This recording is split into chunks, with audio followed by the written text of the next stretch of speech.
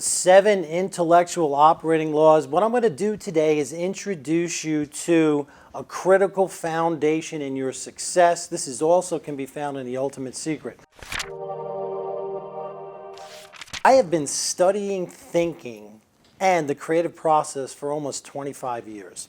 And these insights are a breakthrough in that process. Well, before I get into it, what I want to do is I want to discuss thinking for a second, because there's some inherent puzzles and paradoxes in the way we think.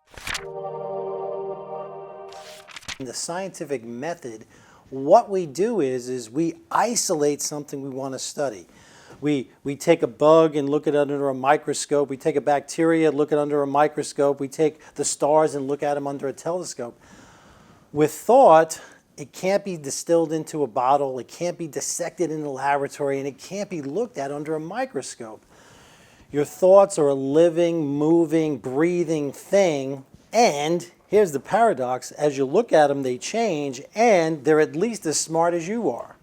So how do we break through this conundrum, this paradox, this puzzle of studying thought? We're going to go into that deeply today. Einstein said this. He said the significant problems we face cannot be solved at the same level of thinking that created them. So how do we have new, expanded, higher levels of thought? We're going to go through that in detail over the next 7 intellectual operating laws. Well, let me tell you the genesis, the beginning of this.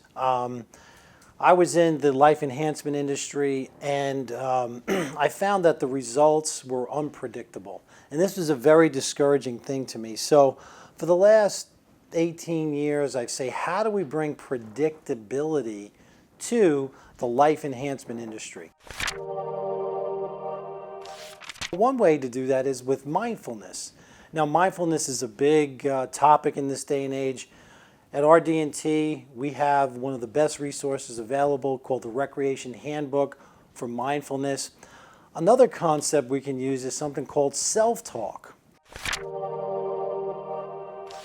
Once you start to understand the what's wrong questions, the patterns of thought, okay, and we discuss thought in many different resources, but remember, there's no lag phase with your thoughts. Your thoughts are habits, and there's no lag phase. So we need a way to understand our thoughts, understand how our brain works, and break into those patterns of thought. Well, I met a gentleman about 5 or 6 years ago. His name is Tony Dottino, and he revolutionized my insight and understanding of how thinking works.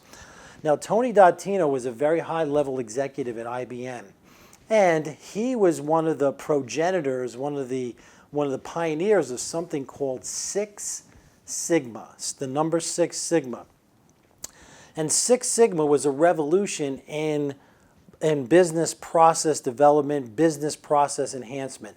And one of the examples of their great success stories was with Motorola. Motorola was taking hours and days to make phones while their competition was doing it in minutes. And what they wanted to do is they wanted to learn, how do we improve process management? And this became a revolution in business, and it's the process management revolution. Well, Tony, as a pioneer of this, he started to notice that you couldn't process management, process improve. You couldn't fit people into an assembly line. You couldn't do it. And so what he started to do was he started to understand neuroscience. He wanted to understand people better.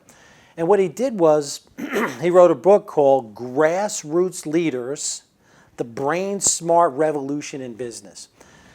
And I think it's just as important to be brain smart in our day-to-day life as it is in business or any other pursuit. And so that's what we're going to do. Now, Tony didn't call them the 7 intellectual operating laws. What we're doing is we're applying them to your day-to-day life, not just the business world or the process management world. We are in a creative and information explosion. And over these next 7 insights, these next 7 operating laws, you're going to see how your brain works and how you can much better navigate this world of information. And just to give you the highlights, here's what we're going to talk about. We're going to talk about your brain synergize. These are the 7 laws. Your brain synergizes information. Your brain is success driven. It will perfectly create and reproduce the images in your mind.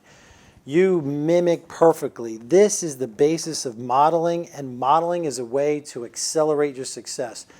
Your brain craves completeness. It hates gaps, and we're going to see how this works to your benefit and detriment if you're not careful. Your brain seeks knowledge and information. What is the knowledge and information you need to move your life forward in this age of transformation? Your brain is truth-seeking. This is probably, in my opinion, the most important operating law, intellectual operating law. And finally, your brain is persistent. So here's what we want to do. This is an expanding time in life. There's no more greater pace of change in human history. Knowledge is accumulating and accelerating. It's doubling every 12 to 13 months. An Einstein couldn't keep up with all the knowledge. So how are you going to decide? Where are you going to go? What are you going to do? The 7 intellectual operating laws will be your guide. It will help you understand and decide what information is important to you, how to help move your life forward on your journey of transformation. Intellectual operating law number 1, synergy. Your brain synergizes information. We are living in the most amazing progressive times in history. And this amazing innovation, this amazing progress is fueled by synergy. I want to give you a real life example of synergy and how it has transformed the world. Well, one of my heroes is a gentleman named Thomas Newcomen. I mentioned him many, many times in many different lessons because Thomas invented the steam engine. Now, the steam engine wasn't originally for locomotives. What it was for pumping water out of coal mines in England. For the first time in human history, there was a practical way for human beings to use mechanical energy. No longer did they need human energy or beasts of burden to do their work for them. This was the beginning of the Industrial Revolution, and this transformed the world. It still affects our life today. Let me show you this cascade of synergistic events. Well, 1712, he invented the steam engine, and it was called the atmospheric engine, eventually became the steam engine.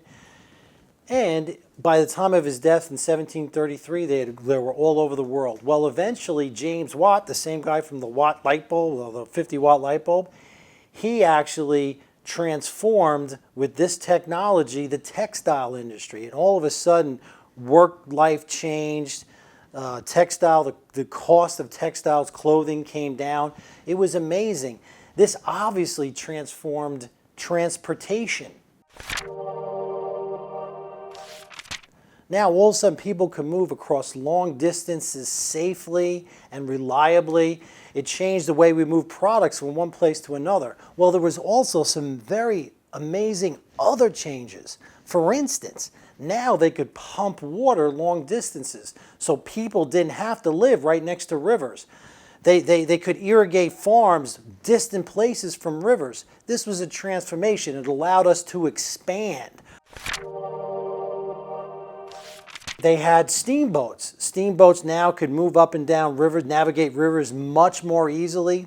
And because that was so effective, it started the canal industry. And you can start to see, this is amazing. This one invention had this cascade of synergistic events. And one final example, the internal combustion, which is your car, had a progenitor, which is the external combustion, which was the steam engine. Well, steam engines are still used today, steam turbines are still used today to create electricity. It was amazing. Thomas Newcomen doesn't get the credit he deserves. We're giving it to him right now. Let's talk about how your brain synergizes information. Right now, you have access to all the world's information in the palm of your hand, and you can disseminate a new idea to the entire world with a touch of a screen. It is an amazing time. Let's take this down to the practical and see how it works in your brain. Well, we always like to put this in the context of, either a challenge or a compelling new idea. And because we want your brain to function better. Well, your brain is great at maintaining equilibrium, meaning it wants to keep you in your current reality. It wants to consistently reproduce your current reality. When you're faced with a challenge, or you identify and move towards a compelling idea, by definition, you need to think differently. You need to understand and know different things. You need to move in a different and better direction. And so what happens is once you start to get this compelling idea in your head or this challenge, and let's think about this. Let's dissect this down one layer deeper.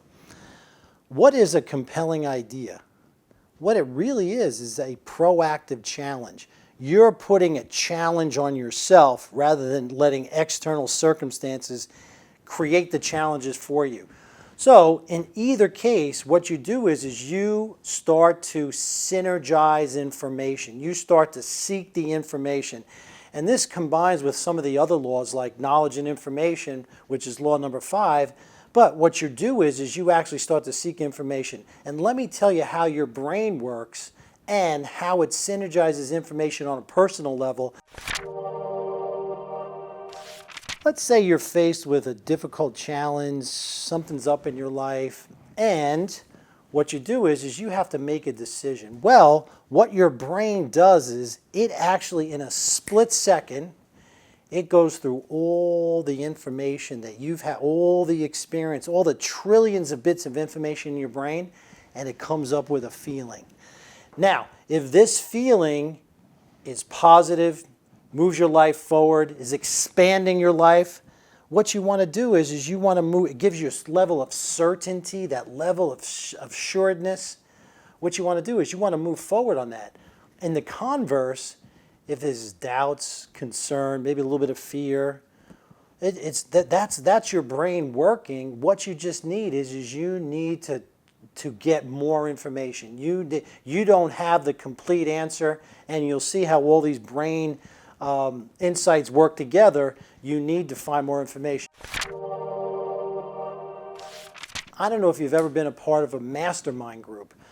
When about 5 or 6 people are all working on a common problem, it is an absolutely amazing process, all the different and novel ideas that come up.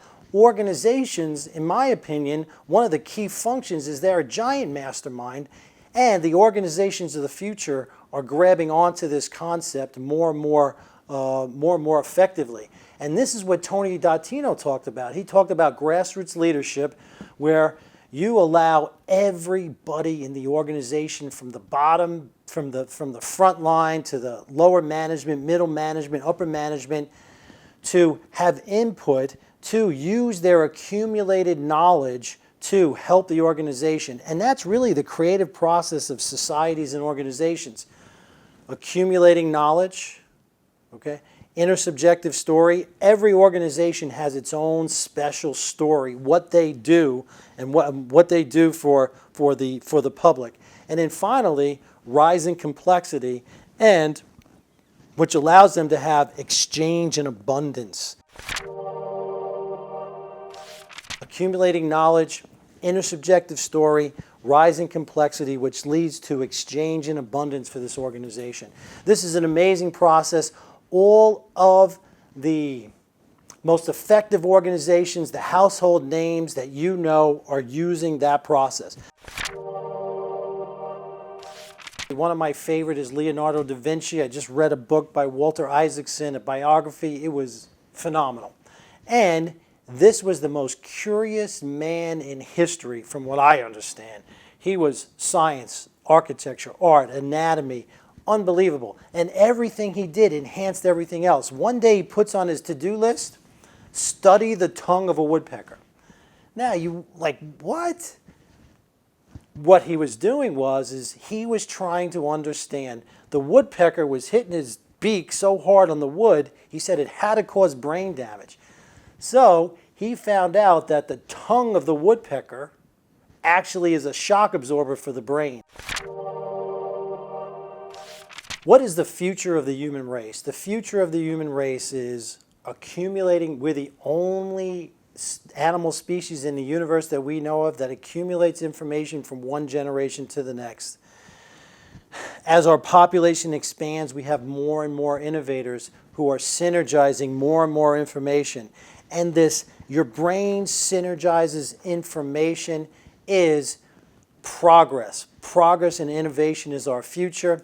And understanding the law of synergy, that your brain synergizes information, will transform your understanding of life.